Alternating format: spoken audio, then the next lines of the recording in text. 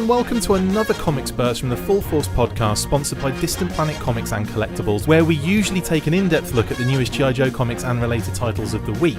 With me as your host, Chris, more Transformers news than G.I. Joe McLeod, aka Diagnostic 80. Joining me on this special episode is Paddy, Irish number one Lemon.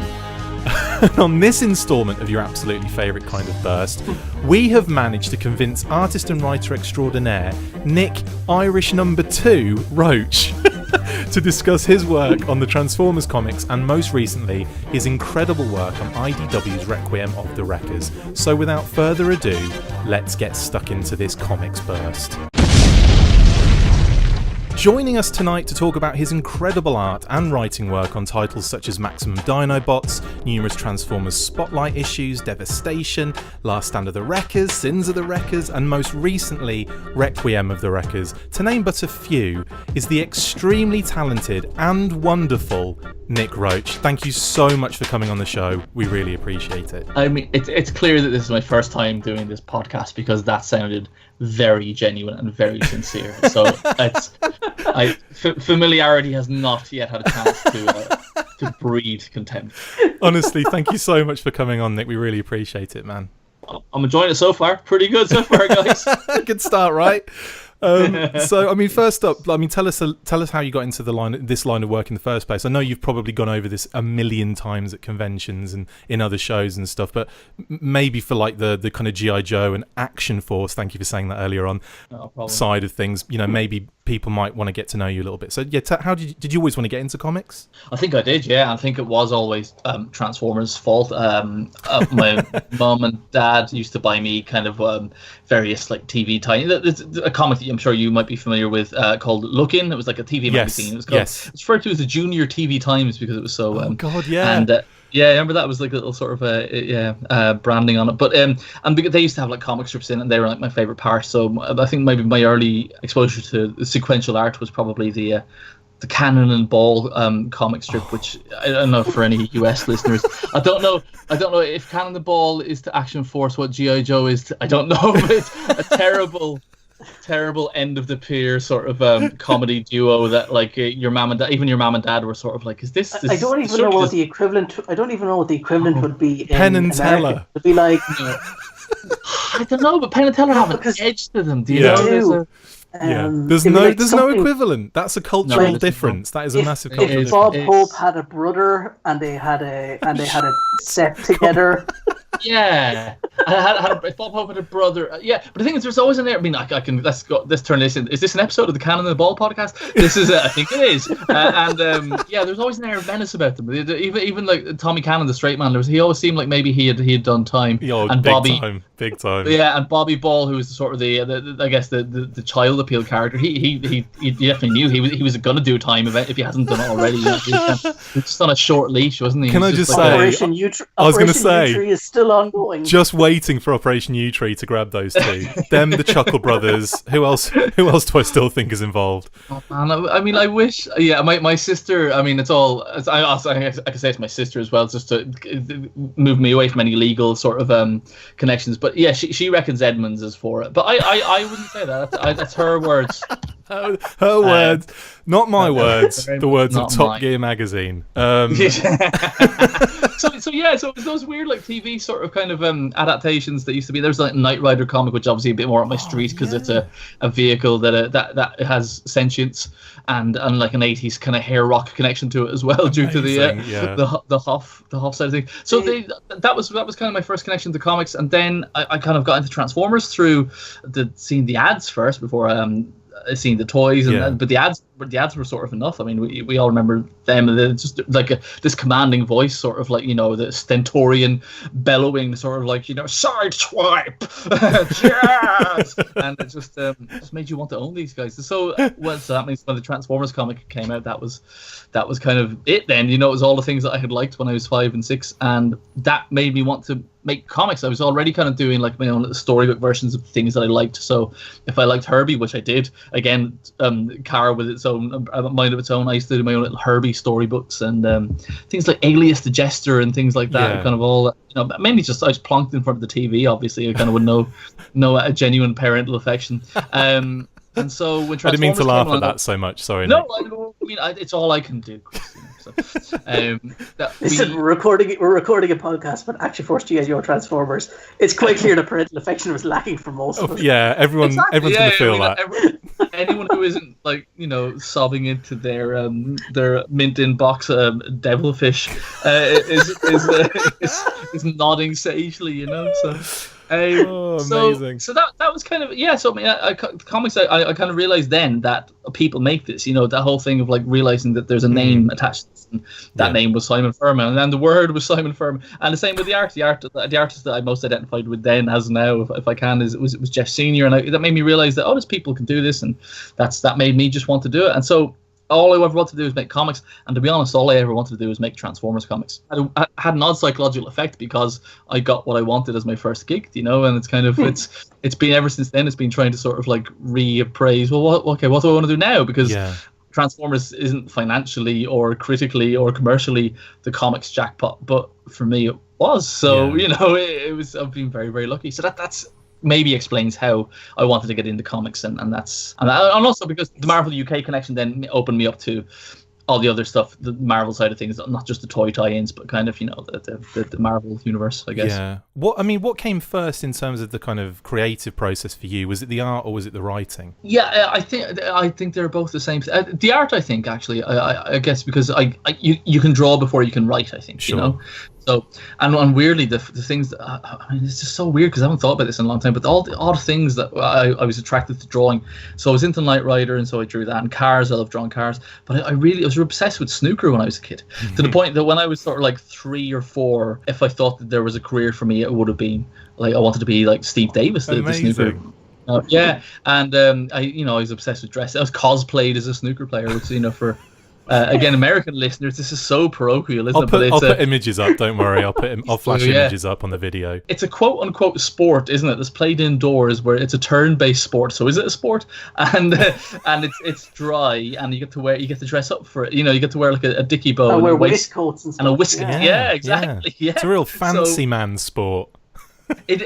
On the outside it is, but again, that they've got the dead-eyed pallor of someone who works in the main chamber of Chernobyl. You know what I mean? And the and I think maybe the life expectancy to sort of go with it. That's amazing. But it's so I used to draw snooker players, snooker tables, not even snooker players. It was the geometry of which I guess kind of built, fed into the robot side of things. But when I kind of found that I could write, I guess when you're 5 and 6, you're able to start kind of putting words together and sentences together. Then it was kind of 25. hand in hand. So I think, 28 years old I was. Yeah, it's so it was. I think it was hand in hand as soon as it could be, Yeah. And I hadn't realized that until years later as well, because when I wanted to get into comics, I only ever wanted to draw my own comics because I just thought, oh, don't be greedy, Nick, And even at that, I kind of thought it was going to be just pencils, I really thought that, especially kind of 10 or 15 years ago, there was much more of a penciler inker split where one did one job and another did the other, and now it seems to be a bit more hand in hand now. I was really surprised when I eventually got the job with IDW. They asked me, so do you want to color yourself and do you want to ink yourself? And I was like, I'll ink myself, but I'll never be able to color myself and still be able to earn a crust. But it's a and that kind of helps the way I maybe a lot of other people draw Transformers, that you leave a lot of the detail and fiddly bits till the end, that if someone else was coming to ink it, maybe they wouldn't be able to ascertain what the hell's going on, whereas you can sort of leave rough pencils and ink yourself. It kind of helps with being a Transformers artist. So that's kind of it wasn't until I had a bit of success and had drawn a few issues that, due to my good relationship with IDW editor-in-chief Chris Ryle, he said that do you fancy kind of writing it, and that's how I did it. But if you were to ask me now what my preference is, it would be writing. I think I enjoy the writing side of Transformers anyway. Yeah, that was lots of answers to questions unasked. Sorry. That's perfect. Just one thing I wanted to mention, Nick. You are essentially self-taught, right? You didn't do art college really, and you never studied sequential art. This is all stuff you taught yourself, which is kind of funny because most artists I would know did animation or something in college. That's Whereas right, yeah. you kind of did it yourself, which is surprising for someone to who's ended up making it with IDW and Marvel. Yeah, no, it is. I'm ridiculously jammy because of that. I'm jammy I'm jammy that it paid off, first of all, Paddy, obviously, but I'm also jammy that I was clearly joking about parental abandonment, because although maybe that's what it was. Maybe they abandoned me in my teens and 20s to just get on with it. But no, they kind of, there was never any pressure from my mum and dad to sort of go get a real job, or you really have to go the college route and stuff. They supported me when I was interested in going to college, but because of my birthday's in September, which meant I was still 16 after I'd finished all my school exams. Sure. So I would have been going to college when I was sort of like, still 16, and I was a very young 16. I wasn't like, I think again, like a lot of us who were kind of left into the world of toys and comics, that maybe I definitely wasn't prepared to like leave home at that stage. But also I went for the interview and I got into animation college. There's a couple of animation colleges here in Dublin, in Ballyfermot and Dunleary, and I got into both of them, but they both said, while they were accepting me on one hand, they sort of said, no, you'll have to give up drawing comics.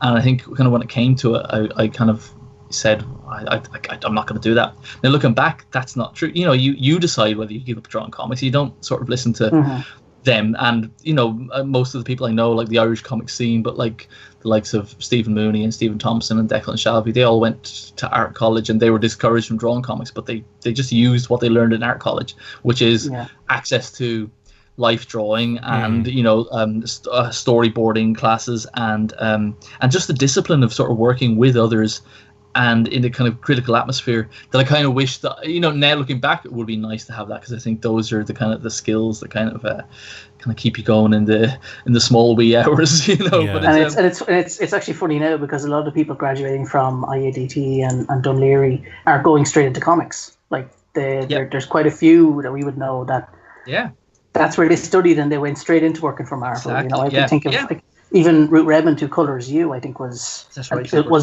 working for Marvel while in college. I know, which is weird, crazy when you think about it. It is nuts. I mean, imagine that story. I mean, because I might remember when I was, it would have been like 20 years ago, more when I was sort of finishing school, and there was stories then of if you went to the animation colleges in Dublin, there was quite an animation scene here, to the point that, which you know about, Paddy, that like there was, I think Sullivan Bluth maybe were just leaving, but the Ninja Turtles cartoon, Murakami Wolf Swenson kind of had a studio here. There was animation. Yeah, the original Turtles cartoon was made in Dublin. I think like the kind of the production line side of it was made in Dublin. My art teacher in secondary school was a former worker on the Turtles cartoon. That's amazing. It's mad, isn't it? Yeah. He despised the Turtles by the end of it. He came to our school. He came to our school to get the fuck away from Turtles. And people would say like, "Oh, sir, draw turtles," and he'd be like, "Would you?" Turtles. There was no love for it, because they just felt that there was no art to it, and because Turtles was just it is just ostensibly like a toy tie-in as far as the advert. It was just a massive toy advert, so there was no, they didn't realize that it was shaping a generation, the same as like Transformers, same as G.I. Joe. But it's but it's weird. Anyone who could hold a pencil or a brush in Dublin at that stage, it sounds like were hired. You will meet taxi drivers now who animated Ninja Turtles because they were relatively competent at keeping inside the lines. They'll say that themselves. I would be ordering that taxi every single time. Wouldn't you? Absolutely. I'd be like, right, tell me everything. Click, record, and go. I mean, that's the whole sub-series of the podcast. I know, there, isn't it? the full. I can't think of anything that rhymes. Okay, so. I mean, you've worked on some amazing titles. How excited were you when Chris Ryall first contacted you? We're going back to when you were talking about Chris. Yeah, it was ridiculous. Yeah, it still is ridiculous to Matt, and especially now that Chris has since passed on to working in Skybound. Yeah, he's not dead. He's not dead, guys. No, but he might as well. No, Chris is editor-in-chief for the last I guess close to 14 years, I think. There. Yeah, so he's been there for the whole Transformers continuity. The whole thing. I was speaking to him very recently, in fact. I was speaking to him last week. And he, maybe I shouldn't be speaking for him, but he shares with a lot of the... He doesn't have any feelings about who's going to be, cornered by Operation U-Tree or anything like that. But he does. He shares the same sense of wistfulness that the Transformers creators are currently feeling. Yeah. Which is sort of like, I can't believe it's kind of coming to an end, because he's just starting to get to the stage where he's romanticizing him being the Nick Fury and selecting, the crew who work on it. And he had a lot. I guess IDW was maybe a smaller operation then, but he was very much the hands-on day-to-day editor. But so not only was he the editor working with us creators on the original strip. He's such a genial guy. I don't know, Paddy, have you met Chris? Did you meet him? I met him at Dublin Comic Con last year, actually, for the first time. Yeah. He's a prick, isn't he? No, but he's not. He's the exact opposite of that. He's really genuine. He's very open, very, very accessible, and he always was. So once you'd handed in your pages or you discussed a bit of work with him, he'd still be back and forth with you all day about bands that he liked, or talk. And so we built up like a really, really good, genuine friendship, as it turned out. And awesome. Not just me. It really is. Really is. And it's nice I said this on the podcast before. He's one of the few editors of the major comic book publisher who email you back. Yeah, unreal. He will email you back on weekends. Like he's really. I had a portfolio review with him at Dublin Comic Con last year, and he's like, send me some of your stuff, and I'll send it around to the editors. And he's like, I'm here in Dublin, but I'll get back to you probably on Monday or Tuesday when I get back to the office. First thing on Monday morning, I'd email back from him, that sort of way. He's really great. Good, and he's not interested in stringing people along intentionally. He's quite clear and quite good for kind of. And he's just a gentleman. Do you think that stems back from being at IDW when it was a lot smaller, and the fact that he was, I suppose, kind of wanting to be that way at that stage in his career, where you're trying to get the talent involved, and you're trying to get relationships built and stuff like that? Do you think it stems from that, or do you just think he's just generally a really nice guy? I think maybe they're not mutually exclusive. I think he is. I think he's just raised really well. Yeah. I think he's just really polite and diligent, and it's not fake, because you just know it. And just I've had experiences with that just because of there was issues with Sins of the Wreckers with my personal life. There was like a couple of losses in my family during the production of that, and he halted production of it. He sort of, instead of going, no, you're getting a fill-in artist because the scripts are all done, he could have just gone. He sort of said, no, at the end of the day, this is more important, and you're going to be, when the trade comes out, it's going to be your name on it and stuff, and and so like that shows a sign that he's a good egg, but also it pays off because of the amount of licenses that they acquired during his tenure there. It's quite a licensed title sort of tie-in sort of house. Obviously they do some kind of proper edgy creator-owned stuff, but the fact that they have like Star Trek, or have had under one roof at various times, Doctor Who, Star Trek, Ninja Turtles, Ghostbusters, your childhood basically, G.I. Joe, of course, Transformers, Back to the Future now as well. Action Force. So call it. Let's just re-edit all this to so just as Action Force, every one of them. Action Force. So when he got in touch with me, it was because I was going to be doing working on a creator-owned story with a friend of mine here in Dublin called Dave Hendrick, who's an ideas machine, who's done work since for like local press and stuff. But then he's worked with people who've gone on to sort of like work. He's kind of a kingmaker without being lording it over people. He just spots people who are really good. He and I were going to work on a creator-owned comic that was kind of set in like the Dublin gangland. Wow. It's kind of like it was interesting. It was going to be not the sort of stuff I would normally kind of lean to, but the writing was just really, really, really good. And he was it was going to be, I guess, like Lock, Stock and Two Smoking Barrels. Do you know what I mean? And it was involving like kind of the Dublin criminal underworld versus the IRA, but with capers and shenanigans afoot. Tom Jones, Tom Jones instead of Vinnie Jones, that kind of thing, right? Exactly. Yeah, sure. Tom Jones. Sure. I guess Tom. No, that's not work. That's Welsh. Isn't it? It's Welsh. I couldn't think of any other connections. It's close enough. It's only a short ferry journey. I was going to say it's close enough. It is. Yeah. I know. But I was trying to think of I mean, yeah. I get. Yeah. But anyway, yes. We take the picture. But let's say Bono just for like really lazy better. Shorthand. That's so much better. Yeah. That makes sense. And also, that works with the Guy Ritchie Snatch connection, because Bono is also a word synonymous with a woman's lady parts around here. But Chris, so Dave, who I was going to work on this comic with, because the same year, I was 2005, and I decided comics weren't really they weren't coming looking for me, and so I had decided at 25, yes, I am able to leave my mother's apron strings now. I'm going to apply for animation college. So I applied for animation college, reapplied for that year as a mature student, and I had gotten in, and so I was going to work on Dave's comic. I was going to go to animation college. I was going to get this done, and then Transformers license moved over to IDW. Dave, my friend, knew people who worked with IDW. He knew Bo Smith, who created the Winona Earp series, and he passed on my portfolio, which is full of Transformers, because I was trying to get work with Dreamwave at the time, and I liked some of their stuff, but not a lot of it. But I knew then at that stage that there's a house style with Dreamwave, and I did not want to work and wouldn't have worked in a house style. But IDW is all about kind of your artistic interpretation, and always kind of has been for better and for worse, I think. And Dave had my portfolio details, and he passed it on to Bo, who passed it on to Chris. And the same day, Chris got in touch with me and said, "We'd like to work with you on some stuff." And it turned out the initial thing he wanted to work with me on was kind of like the letters page heading. He kind of was the Chris Charger. Chris Charger, yeah, which is kind of like a Stan Lee sort of situation where the editor is talking directly to the reader in character, but also kind of tied back to the Marvel UK Transformers comics where the letter answering was in character, but it was Grimlock or Soundwave or Dreadwind. And so Chris was driving like this kind of this red flashy Honda sports car, which at that time there was a Transformer available called Windcharger in the Bimel range or the alternator range.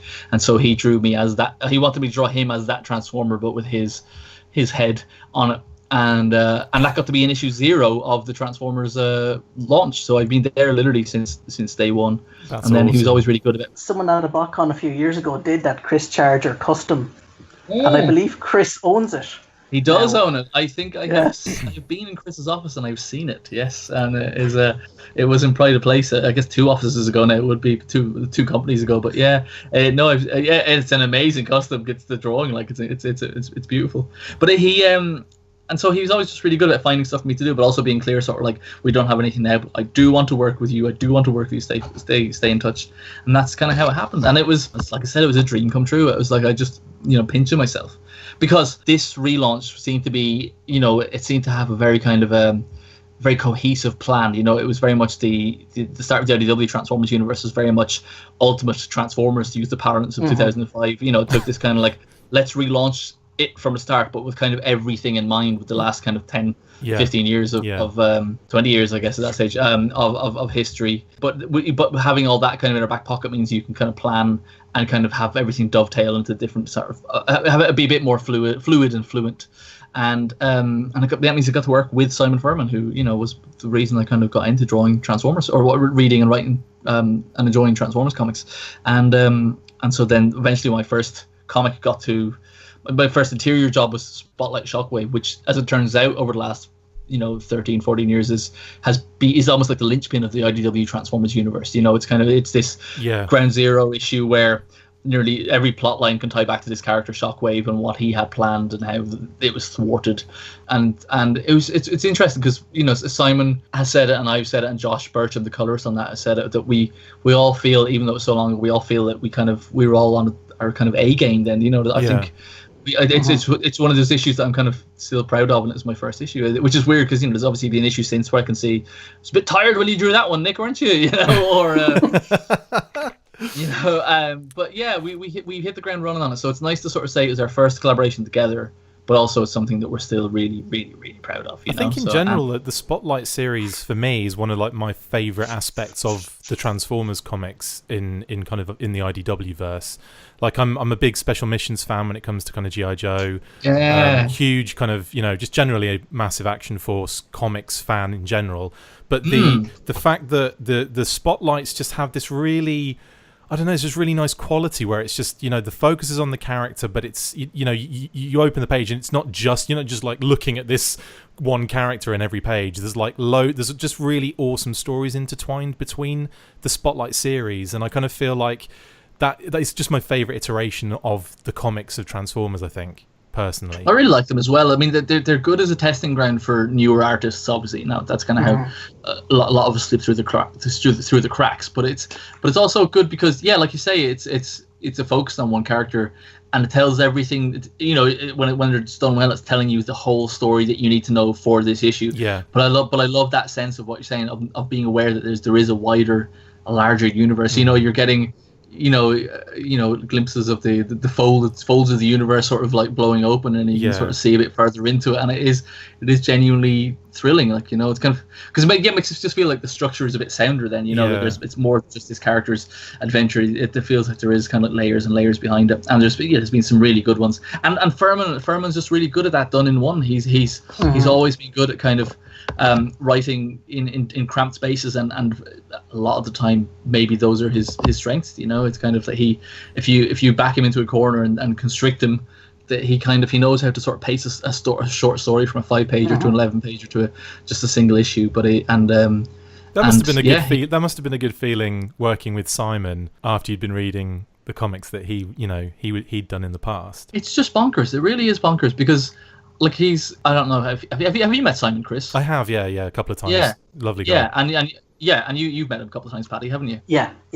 And he's a lovely guy, and he's not a person who's very proud of his work and lets the work speak for himself. But he's not a crazy mad egotist, and also he's not. I guess he's quite aware of his place in the comics firmament. You know, like he's kind of, but he doesn't realize, I guess, in some ways, how much he means to a lot of people, to our generation. The generation of lost boys on the most part. You know, like it's a. I feel like he's in a position where he hasn't completed his journey yet. He's still passionate about it, and he's still he's still kind of going out there, and there's a lot of kind of. I mean, it's the same with Larry Hama, I suppose. If you kind of give it the G.I. Joe analogy, he is still going at it. And just recently, some of his stuff is is kind of, you can see there's a bit more, the hunger has returned, where there was like a almost like a dip. But with Simon, I don't feel that there's been a dip at any point. He always feels like he's on the go, like he's always, that's his that's his passion, and that's what he aims for all the time. Do you know what I mean? I do, yeah. And I think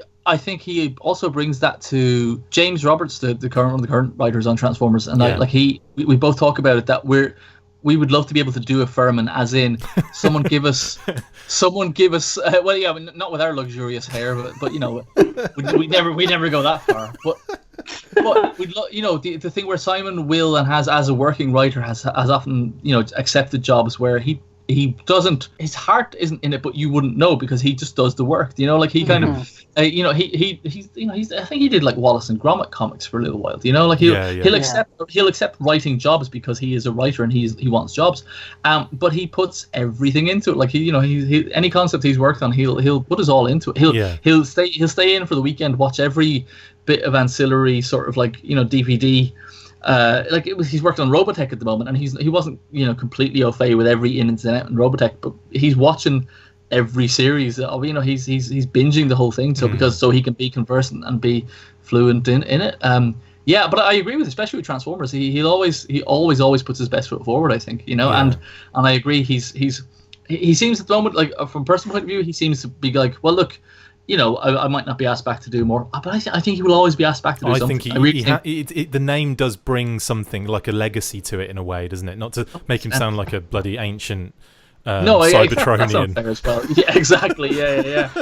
But he's maybe it is the rose-tinted glasses a little bit, or the sentimentality of it. But I think he at this stage is the only Transformers writer that I would, sight unseen, agree to draw a script from, because his stuff is so drawable. Do you know what I mean? Like even if he writes, and I include myself in this one, I kind of lump myself in with James and even John Barber, the other kind of main Transformers writer at the moment, that we are fond of our words. We fill up those speech balloons, but Simon will just give you so much room on a page to go splashy, go big, and that's, as an artist, that is just so freeing and so enjoyable. Like he's very he's very old school Marvel like that. Where it's like, right, a word balloon has 17 words, and you have this many word balloons a panel, and there's this many words per page of script, and let the artist do the rest of the work. But with that as well, Paddy, I think we all feel that he doesn't underwrite it the way writers from maybe 5 to 10 years ago.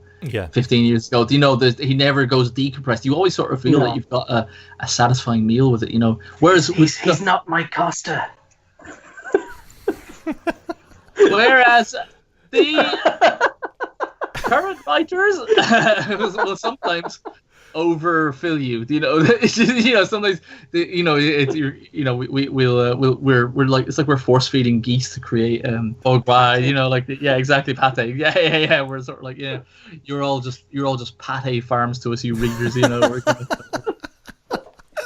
is the weirdest visual ever. Fatty liver we're gonna. That's amazing. Last Stand of the Records is seen by many people as one of the highlights of the IDW Transformers books and comics in general. Can you talk a little bit of the process of making that epic? Oh man, it's a weird one. It's the epic that is Last Stand of the Records. It's I don't know where to start really. It's that was an interesting thing. So I went to BotCon 2009. I was the IDW universe was having a reshuffle at that time. They were gonna do like a soft reboot, and they were gonna like relaunch with 3 new titles. Classic. And it was gonna be yeah, exactly. I call it the softie, by the way. Yeah, you got a soft on there. Yeah, sure. We got three soft ons. I prefer a hard reboot, but that's irrelevant at this stage. I know, and at our age as well, we're lucky, aren't we? Yes. It's full force. It's so it was going to be Mike Costa on the main title, the adjectiveless Transformers. Xander Cannon, who had worked with Alan Moore on the genuinely amazing Top 10, I really, really enjoyed that series, and he was going to be doing the Bumblebee series because we're living in a post Michael Bay movie world where Bumblebee is all, and so Bumblebee was going to get his own series. Transformers is going to get its own series. Andy Schmidt was the editor at that time of Transformers, but he was still working with Denton Tipton, who was the previous editor on Transformers, and Denton really, really understood, keeping a connective tissue between the earlier IDW Transformers fans, people who'd come on board with the firm and stuff, and like the infiltration and Stormbringer side of things, and was really kind of invested in those characters and the storylines that had been set up, because the new stuff was kind of ignoring it really, and like trying not to contradicting it and not always succeeding in that. And he figured that, look, as a SOP. And we were sort of told that it was it was thought of as much to some people in editorial that Wreckers was just going to be a SOP to throw to. It wasn't expected to do well. Yeah. Wasn't expected to sell well. Which is odd when you think about the popularity that the Wreckers in general have already and the characters that are involved in the Wreckers. And before this is done, do you know what I mean? I guess so, but essentially they were always kind of they were never the Christmas toys, the Wreckers. Sure. Is how I always say it. They weren't. And it was sort of like, I think Transformers is seen as niche, and I get it. It does find it very hard to break free of its kind of like the 10,000 reader barrier, and it would kill to have 10,000 readers at the moment, I think, Yeah. So having the Wreckers being the kind of the cult group within that, I think maybe Dinobots, the Maximum Dinobot series that come before it kind of showed that maybe, if you're going to go for like the niche kind of cult characters that. The sub-teams. Yeah, exactly. Yeah. If Dinobots Dinobots sold okay, it wasn't it sold as expected, I think. But at the same time, it didn't kind of break free. So I guess they figured Wreckers wasn't going to be, Wreckers are further down the rung than Dinobots, I imagine. But as a Transformers reader, you're always kind of glad for the most part. I think most people are kind of glad when the Wreckers show up. That something special is cooking. Some is going down. Yeah, is going down. No, it's funny that the series there's something Neil Gaiman talks about, and it's sexually transmitted comics, which is comics people buy their girlfriends to get them into comics. Wow. Yeah. So he mentions Sandman is what he calls a sexually transmitted comic, where guys give their girlfriend, and they're like, you should read comics. Here's Sandman as an introduction, or Fables is another one he often cites as this. And I think Last Stand of the Wreckers is kind of like that as well, where people buy it because it's reasonably standalone, and if they're trying to get their friends into Transformers comics, it's generally the first one. It's generally the first one you get someone. Does that make sense? So it's the chlamydia of the sexually transmitted comics. And chlamydia, and he's the main villain in the recent one as well. Versus Herpesatron, yeah. Yeah, exactly. Yeah, well, there's lots of Beast Wars characters in it, but we couldn't manage to get any of the crabs in there, but it's a shame. By God, we tried. Paddy, first of all, thanks for saying that. But it's. I think this is going to sound very modest to me at all, but I think you're right. I think only just from being but just for being kind of like this far into I think I've seen the evidence of it now at this stage, that, and I think part of that is I always say as well, because I'm a Gaiman fan as well, and I met when I started going out with my wife, who we're married a few years now, but we started going out 20 years ago this year, and I was trying to get her into comics, and if Sandman was the comic to do it with, and Brian K. Vaughan stuff is equally equally strong for that stuff Actually, as well. The first comic I gave my wife was a Brian K. Vaughan comic. Well, which one? Pride of Baghdad. Oh, which I haven't read, which I have bought for my wife's sister, but I haven't read it myself. Yeah, I'm not sure if I'm emotionally able for Pride of Baghdad anyway, so I kind of don't. No, it's tough. Yeah, I think I'm gonna sort of protect myself in that one. Thankfully, my wife was already into comics, so it was check. And is she? You win that one. And so is she into the stuff that you're into? Like, is she into like Transformers, G.I. Joe? I mean, she's a G.I. Joe fan in general, which you get. But Turtles. She's a massive Turtles fan. Yeah. But she's also. In terms of like the kind of comics that she's reading at the moment, she's really into things like Lumberjanes and what's that one?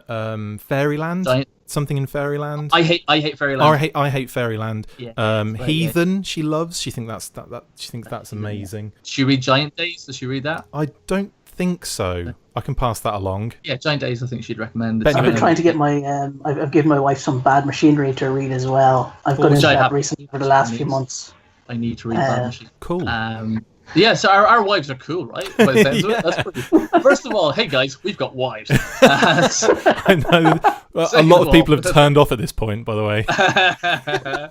but it's also a thing of like, well, why wouldn't they? So they come from the same generation as us. But what do you mean? But growing up, there was definitely fewer women around who seem to share our interests, as I'm sure our early love lives will attest to. But the thing is, I always try and write with a comic that my wife can read, and not because she's an idiot, but because I try and write them so that everything you say, as you say, Paddy, everything you need is kind of there. And the thing I try to do with Transformers, that I think you have to do with Transformers, otherwise what's the point? I think other writers haven't kind of grasp is that they are characters first and foremost who just happen to turn into cars and appliances, but they still have motivations and fears and people they love and people they hate and goals and so I think that we were lucky with Wreckers that people kind of glommed onto it, and a lot of female readers. The conventions I was going to in 2009 are different than the conventions I go to now, where it's now it seems to be like a 50-50 split. And I know that's completely reductive. I'm not saying this in a sarky way. I am trying to learn. Yeah, but I know that there's not just two genders either. But I'm saying, I'm saying if you look at it, there's a lot more girls there, is what I'm saying, and that's a good thing. I can think of going to Auto Assembly in 2005. I think it was the first one I went to. Oh, and it was 400 people, and it was all guys. And it was Neanderthals. 5 years. Dragging their knuckles. 5 years later, in 2010, it was 1,000 people, and it was a 50-50 split. Yeah, and that's because of the Michael Bay movies kind of going to a wider audience, and people getting something out of it, but also looking for more. And that's what I find about fans, younger fans, that they genuinely love, and not just of Transformers, I mean fans in general. Yeah. If there's a thing that they get into and they realize that there's 20, 30, 40 plus years of history. You see it with Doctor Who fans especially. You see young kids at conventions who know everything about John Pertwee. Do you know what I mean? Yeah. And it's we're seeing the same with Transformers. And there was material then in the comics that appealed to the non-blokey side of Transformers, and that happened to be Wreckers, even though it was like ostensibly an action movie, but it was. Even though it is the most action-packed of those series that came out at that time. As well, it is the action movie compared to, Costa's kind of long form, miniseries-esque. Part of that was also, wanting to keep the audience happy. The audience being that I knew was a bunch of guys my age who like Transformers, and so these are the things that they like. But also maybe it was a bit of insecurity of going, look, we need to keep this visually interesting because I know that I will have a tendency to overwrite the characters, and I would like to write scenes of them just chatting forever. But I feel. I this isn't sort of like firing a low blow at any of the other Transformers writers I've spoken about this to them and on panels, that I feel, as opposed to some of them, that a Transformers comic needs to have transforming in it. Yeah. That otherwise it's a story that could be told, even if it's about kind of the nature of duality and forms and versus function and things like that. That unless you've got one of those turning into something on the page, even if it's just one per issue, then it's kind of a story that maybe could be told without it having Transformers on it. Sure. As much as like obviously the character development is very important. I think there's a balance in having the action and the character development kind of almost, you know, in every issue, not just like, you know, having an issue where you chill out a little bit and it's just all, you know, character development or it's just all action. I kind of feel like there needs to be a balance across the board in each issue so that you have that. I mean, the Transformers. You want to see them. Well, you want to see them battling for a start. You want to see some sort of conflict. You want to see some sort of, you know, cool aspect of what Transformers are. But at the same time, you do want. You don't want it to just be that. You want it to have that depth. You want to care, don't you? Yes, you want to care about each one of those characters. Absolutely, yeah, totally. Well, without like jumping around too much, that's I definitely tried to bring that forward when I worked on Sins of the Records, because I really try to set out like a little goal for myself in every issue to have something that could only be done. That you know that no one has seen before, and that could only be done by Transformers. So I'm not sure if you've both read Sins of the Records, but yes, there's cool, thank you. But there's the first issue involves Transformer kicking a polar bear in the face. You know, and I'm like, I don't think a giant robot has kicked a polar bear in the face in a comic before, and that's that. I'm just going to go do some research. Hang on. Yeah, please do. Yeah. Get back. Prove me wrong. And there's another issue then where a spider, you know, expands and bursts out of a robot's face. You know, like it's kind of. And like, but they're all Transformer-y based things, you know, like, I mean, because it turns out that polar bear is a Transformer. That's why, you know, like, and also the guy kicking him in the face is transforming as he does so. So it's ticked all the boxes. Perfect. Exactly, yeah. So even though they're not like sort of like pitched battles scenes maybe in every issue, but there's, you know, you're getting to see someone using their powers in an interesting way, and also stuff that tells you about characters, and also or that will kind of like is a payoff to the mystery, or kind of like sets the seeds to the mystery. But just going very, very briefly back to the last stand of the records, just to tie up my thoughts on it, that we were getting behind because there was a back and forth between me and the editor about the direction of it, and the villain in general, Overlord, who was a sadistic Caligula-like sort of character, and he wasn't kind of crazy about kind of the motivation that I was offering him, even though I will say this now, that I'm not sure that the other titles that were being put out at the time were under the same sort of level of scrutiny. That interesting. Seemed to be under, but we were a bit more untested, I suppose, and that was the case. And so we were running behind. I was eating into my lead time of writing and drawing it. I was only supposed to be the solo creator on it, apart from the colorist and letterers. And then they wanted me to, you know, they said we need to get a co-writer in to sort of like kind of like lay the track, Wallace and Gromit style. You know, where you're on the train but you're laying the track, you know, in time for you to sort. So that's how James Roberts came on board and kind of improved it and kind of set us both off on our paths, I guess. So I just always have to make sure that I mention him, because he will harm my children. So. Speaking about the Wreckers again as a group, I've said, I've always been a fan of sub-teams. Like I've said it in previous podcasts that we've done. As a G.I. Joe and Action Force fan, the sub-teams like Space Force, Ed Force, and then, you know, you get into things, the Red Shadows, you get into things like G.I. Joe and it's Tiger Force and it's this, that.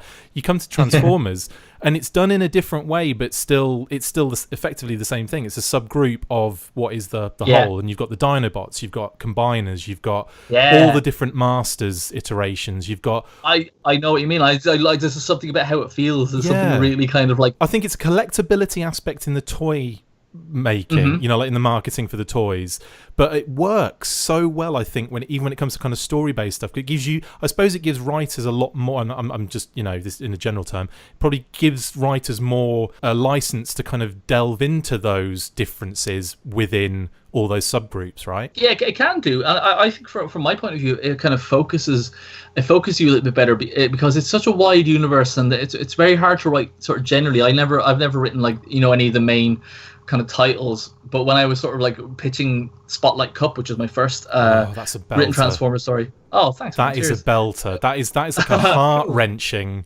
as well. I mean, like, just it's like, I just find it really tragic. Like, the whole issue is just so f***ing tragic. So thanks, man. You've ruined me. Well, look, start as you need to go on, I guess.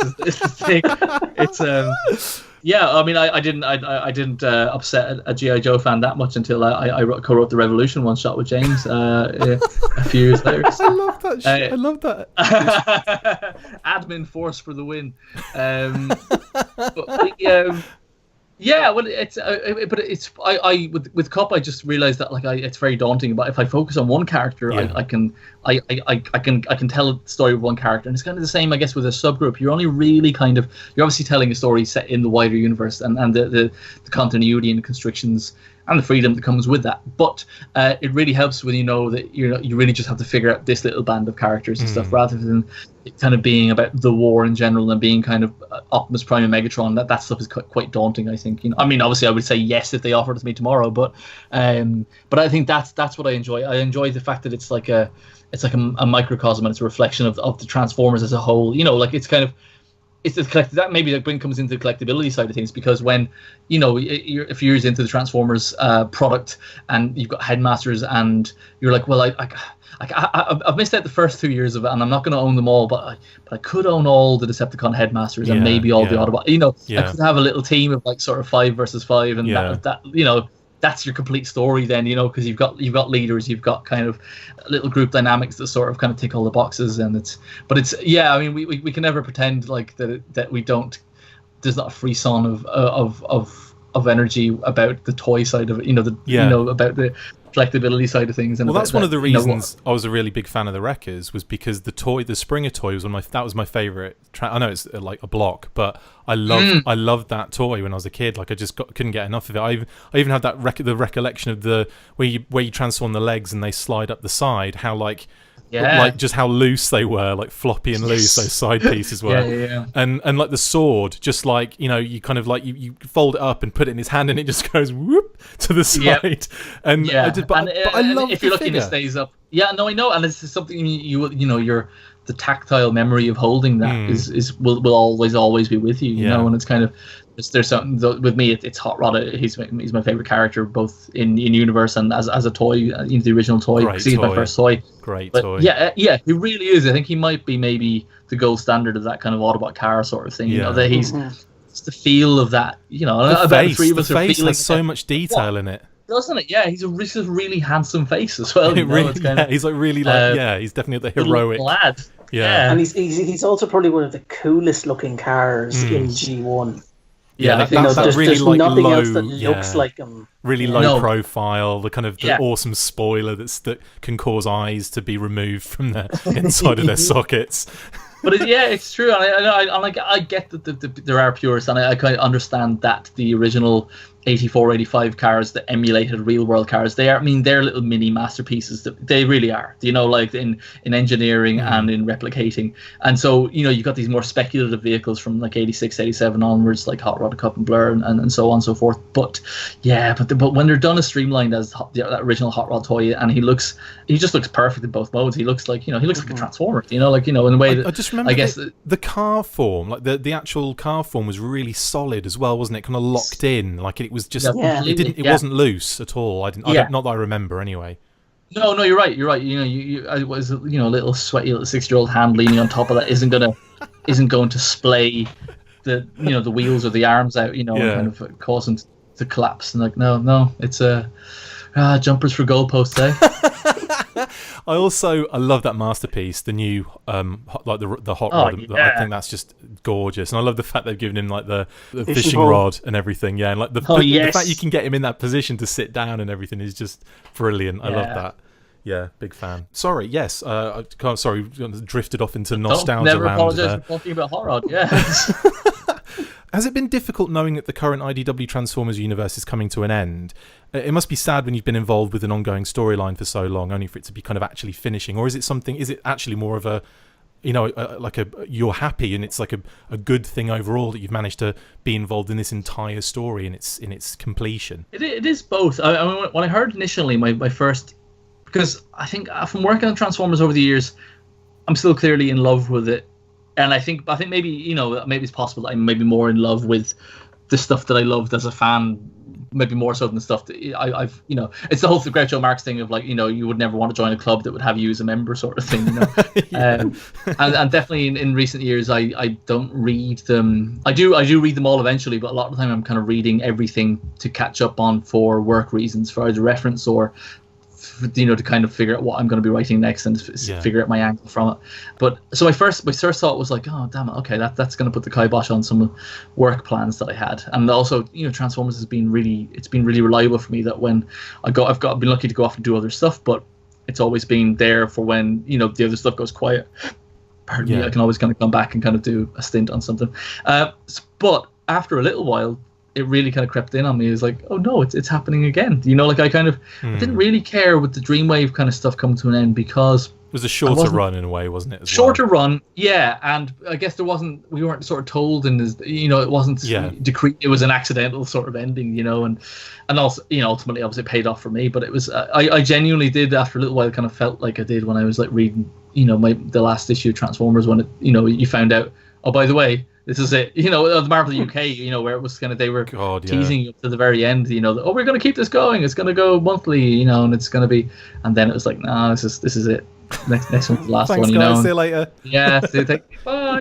Yeah, so it is sad. It is sad. It's because it's my whole professional career is because of Transformers, and the friends you make along the way. It's there's like so many like close friends I made like through Transformers, through the other creators, but also just fans and stuff. And I think maybe because of my sporadic connection to Transformers, that I've gone off to do other things and I've come back to it, I on the whole have not managed to wear out my welcome, which means that I still have a lot of goodwill with the fans and the readers. Yeah. I haven't burnt any bridges, and so I'm kind of gone out still with all that intact, it feels like. But the end has been planned for. Like, so at this time, so I guess 18 months ago, I was pitching a Transformers project to IDW that got greenlit, and it would have been amazing because it would have involved me to, I was going to be writing it, but I would have been working with a multitude of artists. It was going to be like a multi-artist project. Tease. I know. I think, but maybe come August, September, I'll be able to say a little bit more about it, maybe. But it was, but it would have been great, and I was going to be writing the whole thing. It was very, very exciting, and it was kind of good to go. And then the emails kind of slowed down, and I was like, what's happening with this? Because if we're going to go for the schedule we said, and they were like, well, we're going to wrap it up, And so they've known for well over a year that they're going to wrap up the Transformers universe, which means that the current Transformers writers have known for that long. So I guess the recent ongoings, they all relaunched back in January 2017. So, but by the time issue 5 or 6 was out on the shelves, and by the time the guys were writing issue sort of like 10, I suppose, of their titles, everyone knew that the series. So they've known for earlier in the run. So each series will run to 25 issues of the current ongoings. They'll have known for the majority of the run that there needs to be an ending on it, Yeah. So for anyone worried about an ending, it's very much planned for. Sure. There's not, no one's going to have to rush to kind of like tie things up too much. It's not going to be like Generation 1 issue 80 where they're like, we're done now, see you, we're going home. Last panel. Last panel. Yeah. Everything's normal. Last panel. I know. What an ending. Yeah. But still, I mean, like we talk about like the muscle memory of holding Hot Rod. I mean, I just remember like reading that issue and just like going, that's it, because like why would you think that there would be more Transformers? The things do run their course. You don't expect things to be still going like 30 years later, but it's a. I don't know how we actually managed when we were kids to not have any access to any information anywhere apart from maybe in a magazine that was always 3 to 4 months late in terms of news. Yes. Any computer game magazine that came out was probably about the slickest kind of time period before the games were out, but other than that, it was like, toys, like you might get something in the newspaper or on the news. They might tell you that, something's sweeping the nation. And then you go into the toy store and you're in Norwich and it's like, nope, haven't seen anything around, guys. It's like a Southeast Ireland, so double that. I don't know how we cope with that. I suppose it was just one of those things. That was what it was. There was no other choice, was there? That was how we knew. We went into a toy shop. That's where the toys were. You went into a news agent. There's the comics. Or you had like the standing order with the news agent or something for Transformers and Action Force. If it's there that week, that's where it is. If it's not, then you're left in the dark. Exactly. Or even just going in, picking up a toy and getting the little fold-out catalogue in it, and you're like, oh my god, there's 20 others. Wait, there's a swoop? Yeah. There's a shockwave? No one told me about this. Yeah, because I mean, as the Transformers UK reader, you assume that look, Impactor must be just be an American toy. Then Zaron must be an American toy. Centurion, or I guess the Americans get him, but we don't. So yeah, it's interesting. But yeah, so that about being sad about it, that I am sad, I think, but quite happy we got to put an ending on it. Especially with Wreckers, Wreckers was one of those things that never had to exist. It never.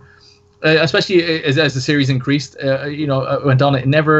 It was increasingly up its own with its continuity. That it was more self-contained. Yeah. That it did. But that was my thing of just wanting it to be something that was pick-upable and put downable, and everything you needed was within the pages of Wreckers. Although that's less so with Requiem. I just kind of figured, well, look at this stage.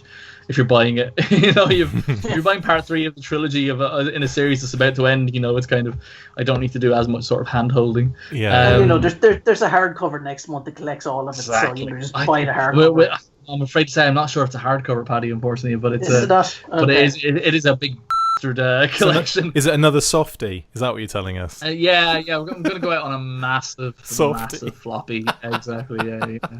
Oh, that's amazing. I have so many questions, Nick, but we're going to be here like all night, unfortunately. Yes, so about Requiem Wreckers, first off, it's an amazing job. I think myself and Chris both really enjoyed it. It was all right. It was okay. Yeah, fair enough. I mean, that's no, it was brilliant. It was brilliant. I'm not just saying that, Nick. It was amazing. Thanks, guys. Oh, cheers. So how did it come about? Were you working on it for a while, or was this like a reaction when you heard the continuity was ending that you were asked to wrap it up? So yes, I knew I wanted to write something again. So when the project that fell through like last year, I knew I wanted to write something, and I knew it would be an easy sell to IDW if I said, "Can I do Wreckers?"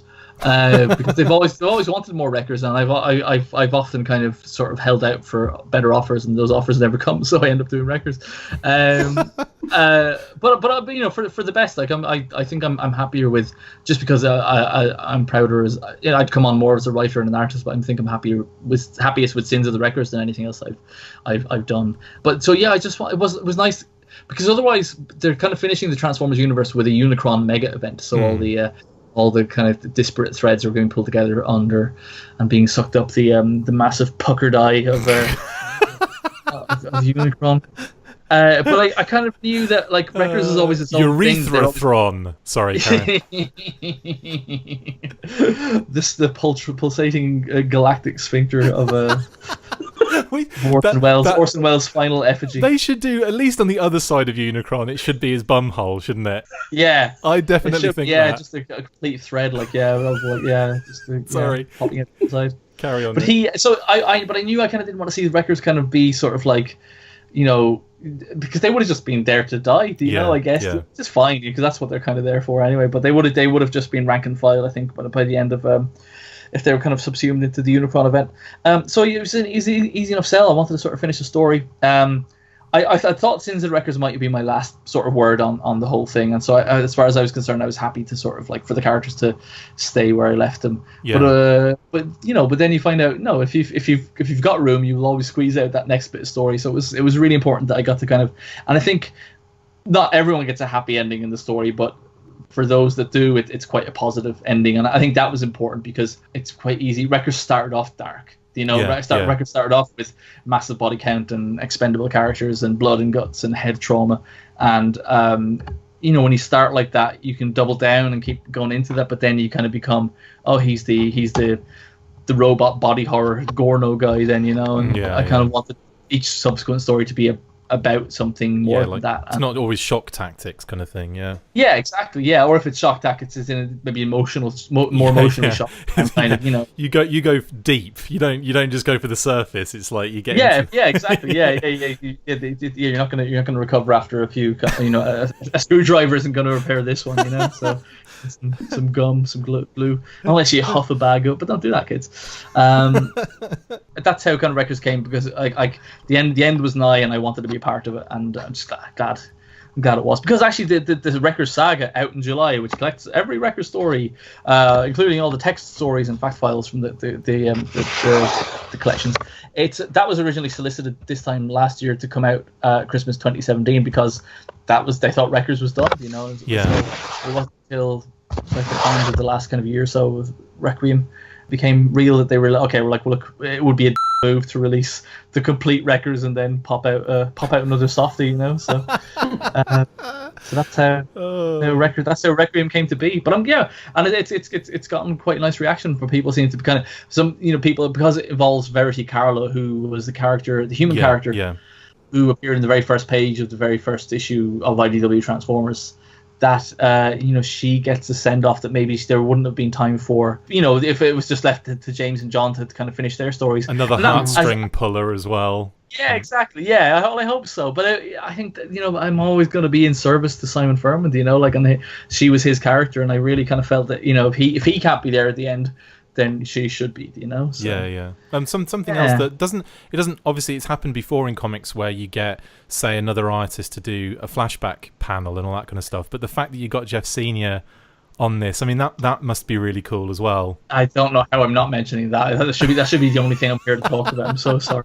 Yeah, so my artistic beacon, my Jeff Senior, the guy who I just wanted to draw like I never will, because I'm never gonna have it's just the muscularity of the guy. So he's just kind of like he's become a bit more prominent the last couple of years on the kind of the fact. I think he's realized how beloved his stuff is, and he's made himself a bit more available at conventions, and he offers commissions and stuff. But he's drawing like he drew in 1987. His stuff is just so strong at the moment, and I just figured, say he would have been on the list if the last project had gone through, and when that fell through, I wasn't relinquishing that. I was like, well, the reason why I was doing that project was to work with people like Jeff Senior, So I'm not picking up that. So it was really important to have him on board, just as fan service to me. But I was able to sort of it paid up, because he draws the flashback scenes, and Josh Burcham just colors them so amazingly. Beautiful. He doesn't, so beautiful. He doesn't ape the original style of coloring, but he just colors it in a way that just complements Jeff's stark lines, and it makes you feel like it's from a different time. It's just, I mean, Josh is just the highest standard in the industry. I think he's just, and especially the stuff he's done on Sins of the Records, he's just so good. And then be remiss of me not to mention Brendan Cahill. We originally had asked Guido Guidi he drew on the original Record series, because we wanted to get the band back together pretty much for the last hurrah.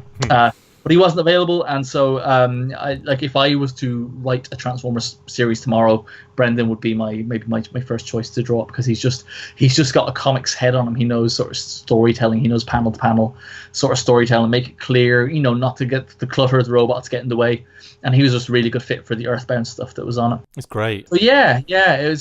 So that's kind of how the gang got pulled together. But it's but Jesus Christ, those Jeff Senior pages, I was on my own in the house when they came through, and I genuinely cackled out loud. I was just like, because because I started my IDW career drawing for Simon Furman, and I ended writing for Jeff Senior. It's just kind of, if there's a better analogy for kill your parents, I don't know. I don't know what there is. I mean, looking at those panels, they literally supplant you back into the 80s when you're it's reading the comic, reading Target 2006 again or something, or just any of the Action Force stuff that he did, or any of the with the crossover. He was pretty prominent on the crossover as well, wasn't he? That's right, that's true. Yeah, it's insane the how transportational scene his stuff is, isn't it? It's really beautiful. So good. But he's into, and I think I hadn't realized at the time that it was only after he sent the pages that I'd realized that he drew Impactor and Springer's first kind of meeting in Requiem the Records, but he also drew that in Target 2006 as well. So it was like that kind of interesting, and he drew that cover, the very last part of Target 2006 with the the triple changers on the cover, Ultra Magnus is on Earth, maybe it doesn't matter, that sort of thing. It's kind of, and then also the fact that the last part of this record story is set in a volcano is a thing that a lot of people he always seems to turn up for the end of a Transformers continuity as well, because he did the last issue of Generation 2 as well. I don't understand sports, but I think the term is goal hanger. I think he's that's the second sports reference you've done today. You did jumpers for goalposts as well. Jock, and a snooker thing, obviously. Well, that doesn't count. That's not sport. Exactly. I'm such a lad. Be darts next. Probably will be. It's all the indoor stuff. It's Yeah, so no, he just comes in. I mean, and he just does like a victory lap with his jumper over his face, you know, just and right. So he's Jeff Senior. He can do what he wants. So yeah, I think some of my favorite Action Force stuff was Jeff Senior based. Him and Kev Hopgood did some incredible art as well for that. Kev Hopgood, yeah, I because Jeff Senior was my favorite Transformers artist, so he's my benchmark of Transformers. So anytime I liked an artist that in another series, I would say he is the Jeff Senior of that comic. So yeah. Even though Jeff Senior drew Action Force, Kev Hopgood was the Jeff Senior of Action Force for me, because I thought he was the best guy on for like the all rounder on Action Force. Yeah. And the Andy Lanning was the Jeff Senior of Ghostbusters. Yeah. Oh, big time. Yeah. And Stephen Baskerville was the Andy Lanning on Thundercats. I thought. Oh so yeah. My God. Do you know, I just got the all my original Thundercats comics. I've kind of been I had them as a kid and I kept them, but there was a few missing. I had a few missing ones. I've just literally not in the last couple like years or so managed to fill that collection up, and just going through those comics again. Oh my God. And the annuals. Oh my God. Some of the art in the Thundercats stuff. Anyway, I'm again. I mean, that's a different podcast. I will happily come. But yeah, you're right. Again, it's transportational. And again, it was just stuff that, like, all that Marvel UK stuff was just stuff that no one was writing down to the readership. You know, it was just everyone taking that job really seriously. And, you know, being able to add a little bit more depth and shade that the cartoons that they were based on couldn't really do. You know, like it's. Yeah. I love the fact that you're never going to ever see this ever again. But like in the 80s and 90s, you could draw stuff off model. You know, like that there was like, you know, the same Transformers. Every Transformers artist, from like Andrew Wildman to Lee Sullivan to Will Simpson to Jeff Senior to Dan Reed especially. But even in Thundercats, you know, you had like Martin Griffith and Jeff drew Thundercats as well, but and Baskers and stuff. You know, they all just drew them in their own way. I think, you know, they were all frustrated superhero artists or fantasy or 2000 AD artists. You know, so they kind of brought that edge to that. You know, that they were kind of each toy tie-in strip that they drew was like a you know, an audition for the big time. I'd also say Hopgood is probably the best Zoids artist as well. Oh maybe, God, so. Yes. God, yes. We're actually doing a Zoids episode not too long from now, so we might have you back on, Nick. I'll need to. I have my collection by my feet, so I'll be any excuse to be warned. Our monthly shows can go for up to 9 hours. All right. The longest one was the Transformers one, and that was close to 10 hours long. Holy shit. Wait for it. Well, you know what? That means that first of all, I need to go back and listen to that, because I love listening to long podcasts when I'm working. But I will make sure that my wife and kids are away that day, and I'll be ready. There's a Visionaries one that's 8.5 hours long, and then how the did you manage that? Well, because we literally went into every detail of every single element of the media. You series 2 as well. Yeah. Like we managed 5 hours on Mask. Like, and Mask has nothing. Like, Mask doesn't have 1/10 of the tie-in stuff that Transformers or G.I. Joe has. Doesn't, but I would have thought Visionaries would have had even less, maybe, no? You'd think, but we got the Mapes on. You know the Mapes, right? Mapes, yeah. Obviously, I say that knowing, because you obviously go to TF Nation and you go to an auto assembly and so on and so forth. But we had those guys on, good friends of Steve and Dave, obviously. But honestly, the stuff they have on the Visionaries, it's just mind-boggling, and I've always been a big fan, and I've always chatted with them about it, and they'd always kind of come and, you know, show me like this artwork, and then you've got to see this and send me this stuff, and I was like, this is amazing. And then I said, we should do a podcast, and they were like, yeah, let's do it. And then like 5 years go by, and I'm like, well, I do the Full Force, we're doing these these kind of brand offshoot kind of things, let's do a Visionaries one. And we did what would have been, I suppose, a series of podcasts on the Visionaries in one go. But there's something nuts. Really I find really interesting, or really relaxing and enjoyable, either listening to or reading about people who just are passionate about the really fiddly stuff. Yeah. And it doesn't matter if it's something I'm not reading into. Like I'm a Doctor Who fan with a small f, but I'm a fan of kind of like the I guess the 2005 stuff onwards, and with a bit of knowledge about the stuff before. Was that Eccleston? Yeah, Eccleston onwards. But I was reading like a kind of a thread on Twitter recently about people delving into the set differences on the original TARDIS set, and how there was one wall of the set was a blown up photograph. Wow. That is not like, it's not like, so the roundels that, you know, there's round shapes that are on the TARDIS walls. Yeah.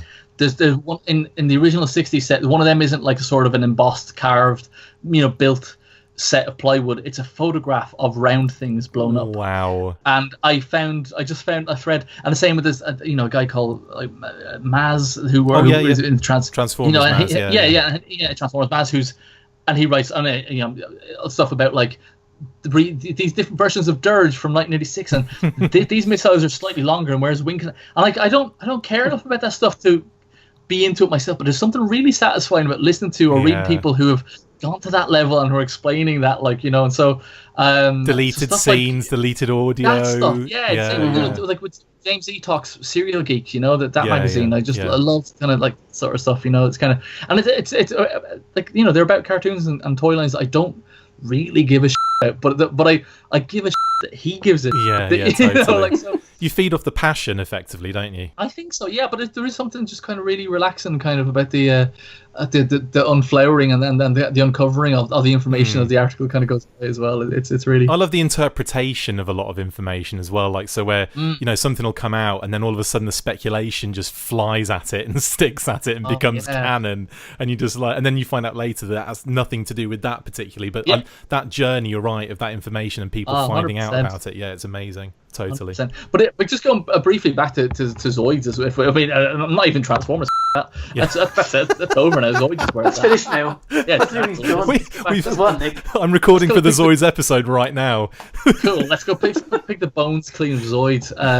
But it's and obviously, we were talking about the Zoids Marvel UK stuff. I'm not conversant with the Japanese sort of like stuff, which is a whole other thing, obviously. But it's But like going back to Hopgood's art, I think the reason why I think he's the best G.I. Joe and Zoid's artist is because he just is really good at the people, but he's also really good at all the tech and the hardware, isn't he? He's just I think when Jeff Senior was drawing Zoids, he brought too much life to them. I think that he kind of he made them like Transformers and gave them like really dynamic poses, whereas you kind of need to feel that they are machines, big, massive, bulky toys.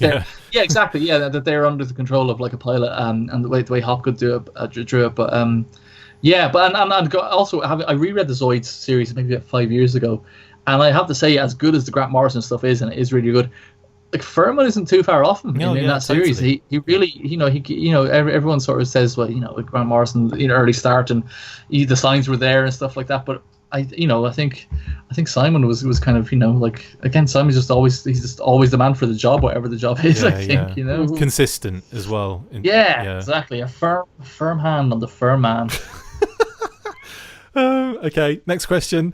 A number of your designs for IDW have been turned into toys or had design cues included in them. Guzzle, Springer, Ultra Magnus, Chrome Dome, a number of BotCon figures, and the Japanese release of Overlord all have Rochian touches. I didn't write this. This was Paddy. It's a good term. I like it. I do like that though, Paddy. That's amazing. Did you have much input into these releases, or were they a surprise to you when they were released? No, they're all a surprise. It's really that interesting. Must be fun then. Jeez. It is. It's weird. This is part where I've kind of gone sadly cynical over the years. It is fun. Of course it is. It's hugely fun, and I need to hold on to that, and I do. But there is obviously part of me who goes, "Oh, I didn't realize I was, the research and development arm of, when I was designing the characters for the comic." Yeah. And you don't get paid a design fee for designing characters for the comic. Yeah. You don't get reimbursed or anything like that when they turn into toys. Sure. And nor do you get any free toys. So So it is a little bit. I've gotten free toys from the third party sort of developers who base stuff on the on my designs. I can cut that out if you want. And I've gotten free toys from well-wishers, who feel like you should have this stuff, and that's ridiculous and also so lovely. You'll also by the way, you'll also get a present for appearing on this show. By the way, I just thought I'd let you know that. Not in a dodgy way, as in just like it's a thank you. Oh wow! Okay, well, amazing. I didn't know that. I would have signed up earlier. Is it a load of like malware? Yes, Trojan horses is what I'm sending you. Fantastic. You three are coming my way after this as a result. It's but no, I am. It is. It's lovely. Do you know what? So it's a weird thing. Back in 2010, I was doing some design work for Hasbro, and I designed the Sandstorm toy that kind of came out around a year or two later. Awesome. The retool of that Springer that is essentially Wrecker Springer. Yeah. The Springer that came out, who just is like that figure, just is straight out of the comic. It's unreal. Love it. So, but his Sandstorm was the toy was designed as Sandstorm. So I designed the toy as Sandstorm, kind of different transformation in different places and different kind of like a retool. But the Sandstorm toy was designed and greenlit, and then they kind of retool my Sandstorm design with my Springer design. But the original toy, the first toy design was Sandstorm. If that makes sense. I don't know if I'm explaining. That's great, yeah. And so I knew that there might, but even then I didn't know that there was going to be a Sandstorm. Because you design so many odds and ends. Oftentimes you'll design bits for a Transformer that the body parts might show up. You might see arms or legs or whatever that you kind of came up with, and so that's kind of it. But no, it's always it is, of course, it's lovely. It's ridiculous because I now have a shelf here, which I'm looking at now, which has Impactor, third party, and Overlord, but it's also got Springer and Ultra Magnus. That's unreal. That's amazing, it's kind of. Yeah, the Ultra Magnus thing was huge because he's like a proper A-list character, Yeah. I don't want to come off as too much of a stalker, but I have that shelf too. Yeah, it's well, it's weird. They all look so. I guess because they've all appeared together, and they all. I mean, those characters always look well together because of their history, I suppose. But they do look well together. I think and it is nice. And I honestly don't think that I'm mean about it. I do come across as cynical. I just think it's a shame. I think as years go on, I become a little bit wiser about the amount of effort that you put into work for hire stuff, that you need to remember that it is. I always write it with a passion that's creator owned, but I try not to maybe give too much away for free. Maybe I suppose. Maybe don't give them all your best ideas. Yeah. Don't blow your load effectively. Yeah, a little bit. Like James Roberts he's just like an idea machine and stuff like that, but he's got ideas and characters that he's created in the comics that will be strip mined for years to come, and that's great. That's immortality. But I always think of, Simon Furman invented the Fallen, and he had to walk past the marquees in 2009 of Revenge of the Fallen for a film, paid close to $1 billion, and every lunchbox and merchandise that came out that year, and there's not even a thank you note at the end of the film then for people who create, and the Wreckers were in another film, and like Sentinel Prime is characters that he's named. I mean, that's Hollywood for you in a way, isn't it? It's kind of like getting lost in the Unicron's butthole kind of scenario, isn't it? Is. And it's you sign up for it, you go in with your eyes open. That's the thing. None of us were screwed. That's we were not screwed because you go in with your eyes open. It's work for hire. Everything that you do is going to be owned by Hasbro and stuff like that. So it's kind of. I suppose in some consolation, the fandom the deep fandom kind of know where that comes from. They can say, yes. and you've said it just now. We're aware of that. People that like casual fans, maybe not so much, but the people that are deep in that they'll recognize that and they'll know. But you're right. It's a shame, isn't it? Because you in an ideal world, you want everyone to get the credit they deserve. And if you've created a character that's now being used, just because you were working salary for a company at some point does not negate the fact that you created that thing. So. Yeah, I mean, and I know that the Transformers concept was toys being brought to a Marvel think tank to kind of come up with it, and obviously so it's Marvel and Hasbro owned those ideas, but it is weird to be Bob Budiansky and kind of knowing there's an Optimus Prime in the world, and that like or I can't remember, did he? No, Denny O'Neil named Optimus Prime. He claimed he's actually really one of those most humble creators ever, where he's even got the notes written down from when he started writing the names of the characters, hasn't he? So like, but he's not like one of those people that you see it in a lot of these kind of. I don't know, I'm whispering all of a sudden. Shh. You see it in a lot of these other kind of brands where people are like, no, yeah, I did that. And then someone else is saying, well, no, I did that. And then you find out the real story, and it's kind of really grey area. There's no creation of a character. It's like, this guy came up with a head, and this guy came up with some character background, and this guy came, and it's like, there's always something like this Tetris going on with certain things. 100%.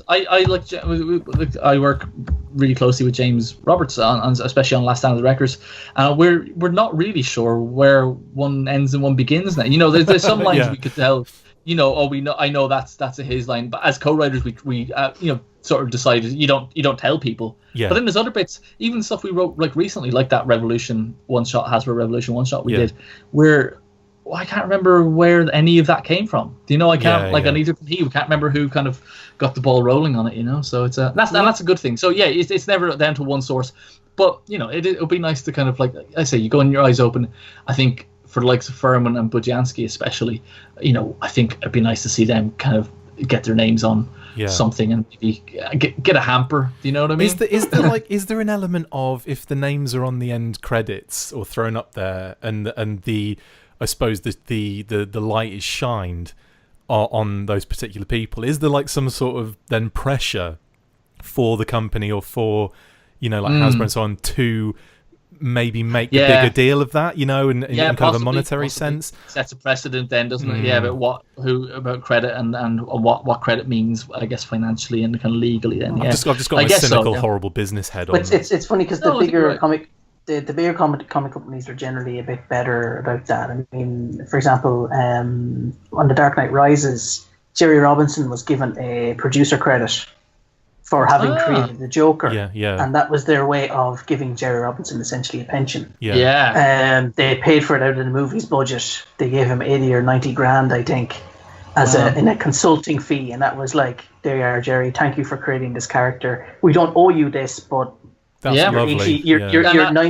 You're 90 years old now, and here's a payday for you because we're making $150 million movie, you know? Yeah, exactly. Yeah, it's all the cocaine you need to finish off your days, isn't it? Really?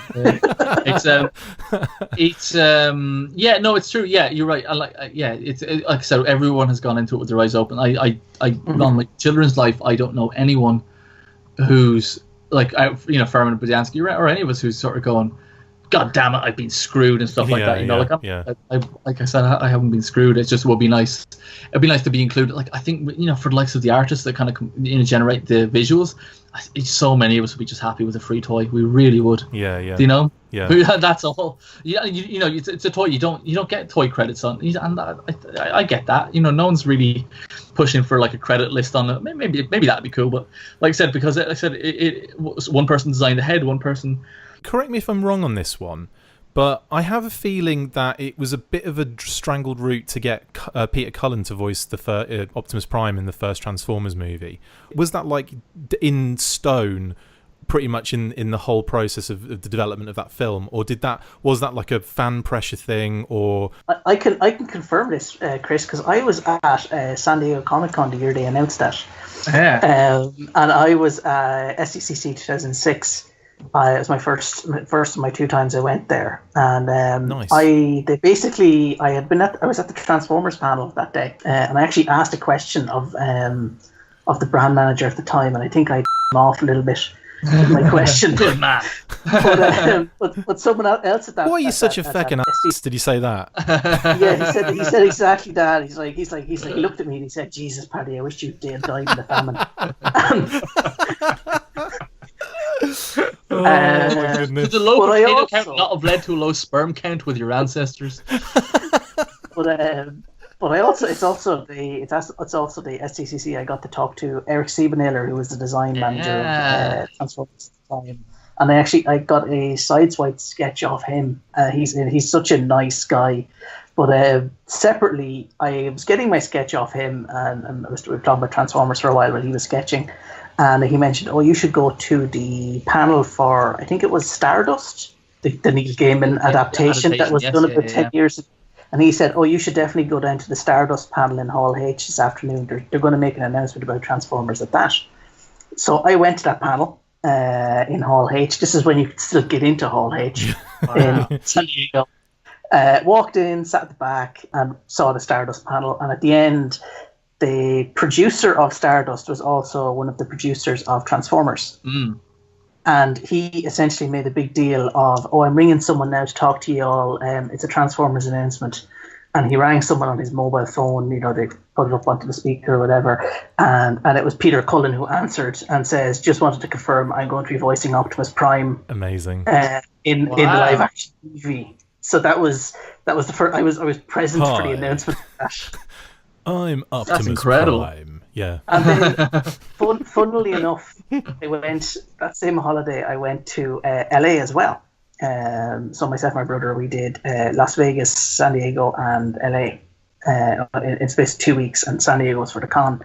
I went to LA and I went to Universal Studios on the tour, and they brought us through a sealed set in the the little carts they bring around on the tour, and they said, you're not allowed to take pictures here. We're filming something. It's a blockbuster that's going to be out next year. It's top secret. We're not allowed to tell you what it is, but we're going to drive through the set.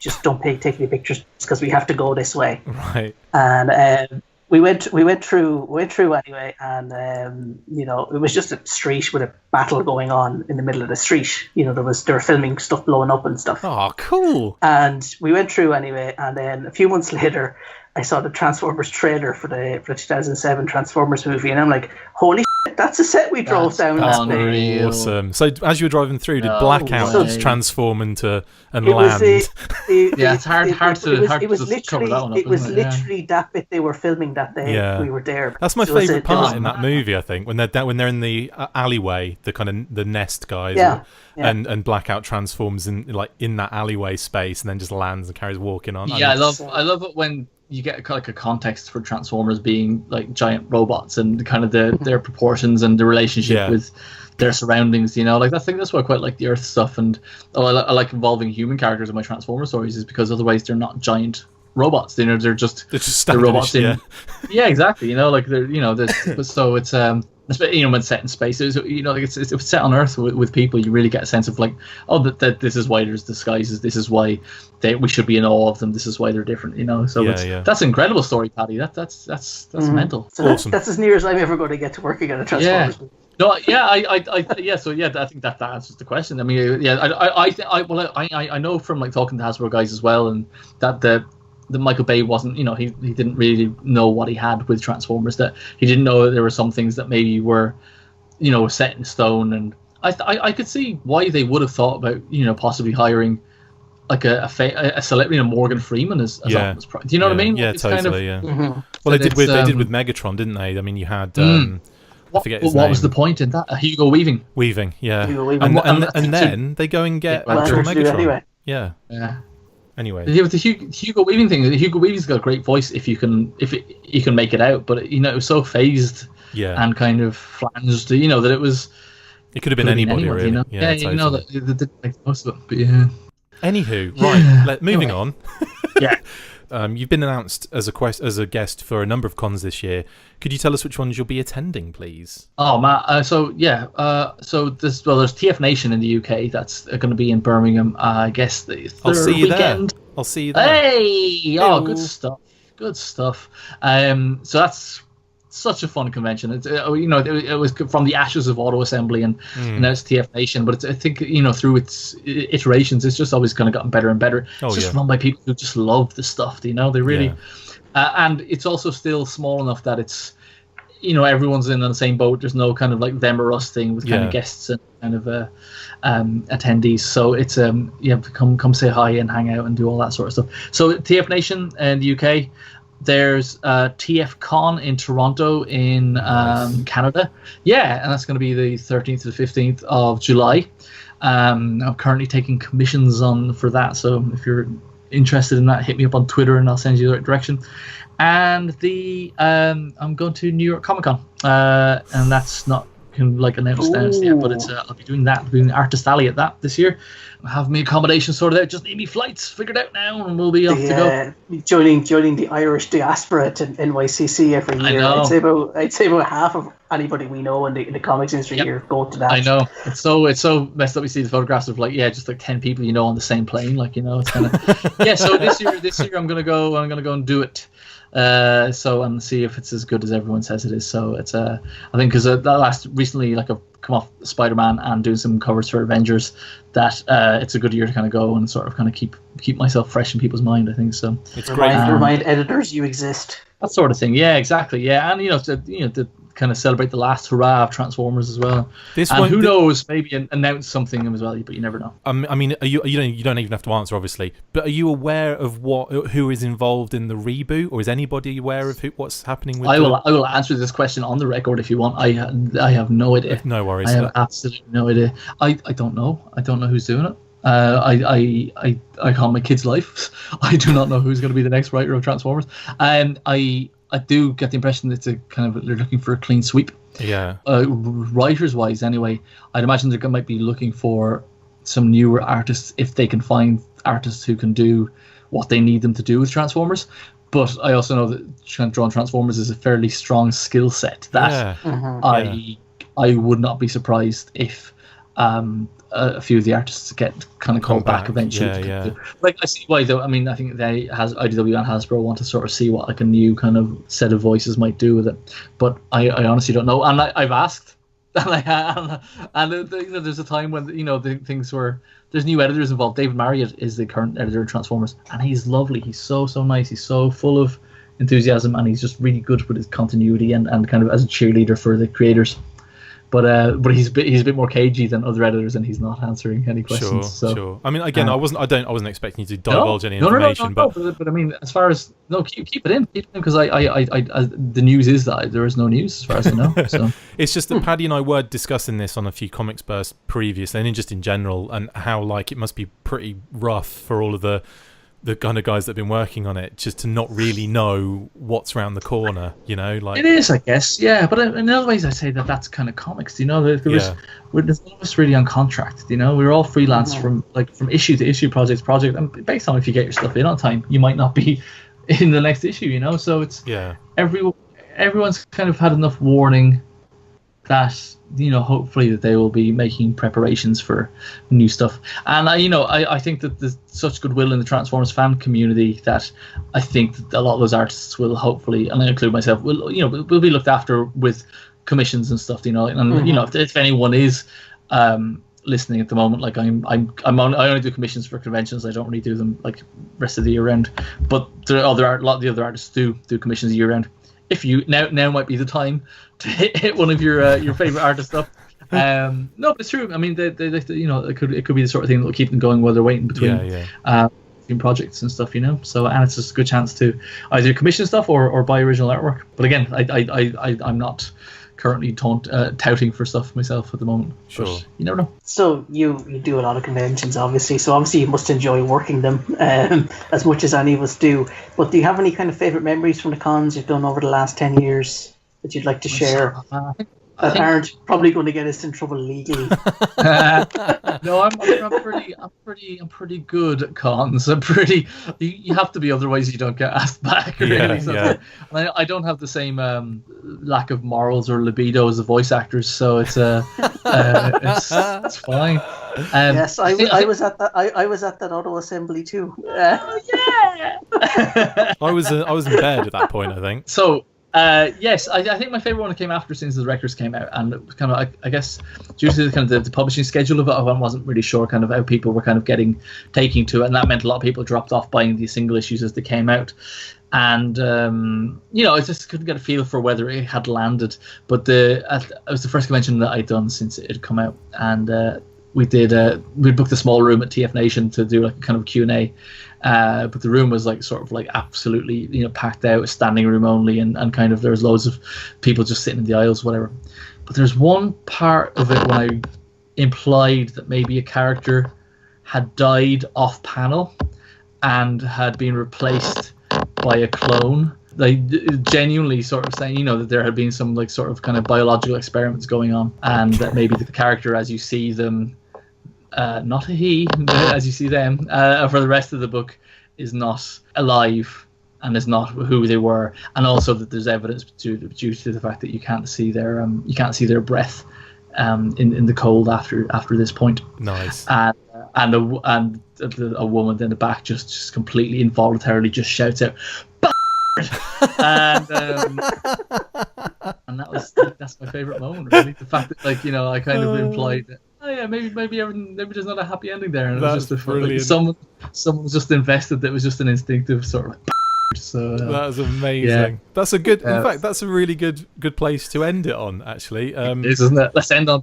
Honestly, good. Thank you so much, Nick. We're so happy that you jump on. I'm genuinely really happy. It. Like when Paddy mentioned it to me, he said, I could probably, do you want me to ask if Nick can jump on to talk about Requiem and all that kind of stuff? And I was like, yeah. So yeah, really appreciate it. Thank you so much, mate. No, thanks. I was happy enough to sort of like keep it short, but when it went long, it was again, we're just talking about the things we love, and that's really nice. Mm-hmm. And it's easy to kind of like, you don't get a chance as well. You guys being, podcast superstars, obviously do every podcasting every second of your lives. But it is nice to sort of talk robot rubbish with you guys, and I will become a listener, I think, because I like the long form podcast. That's amazing. It's clear that you're talking about the stuff that I'm into. So, and just even the stuff that I don't know about, like that's kind of, it's just when it's passion behind it, and you're going into if you want to hear a 2-hour discussion on Starcom prototypes, yes, I podcast do. for you. I do. Oh, by the way, we've just finished recording the Jurassic Park episode, which I'm hoping to edit for Wednesday, for the 15th, which is our 5th birthday. So too mainstream for me. Mainstream for me, Chris. Sorry, Jurassic Park is too mainstream. Is it too mainstream? Okay, well, we've done Starcom, we've done Cops. Yes. We've done Mortal Kombat and Street Fighter 2. I'm calling it the alternative combined universe, effectively. Obviously, we've got Zoids coming up. We've got Inhumanoids coming up. We've got GoBots. GoBots coming up as well. Is that a swear word to you? Nah, it's fine. They're good boys. They're good boys. I know. Although Psykill is in certain aspects of the Transformers fandom.